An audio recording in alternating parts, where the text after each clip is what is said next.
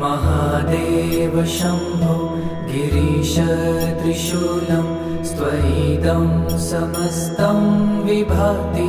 तयस्मात् शिवदान्यथा दैवतं नाभिजाने शिवोऽहं शिवोऽहं शिवोऽहं शिवोऽहम्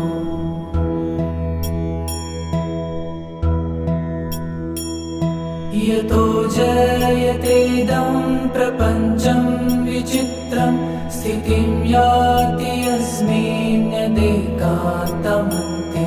सकर्मादिहीनं स्वयं ज्योतिरात्मा शिवोऽहं शिवोऽहं शिवोऽहं शिवोऽहम्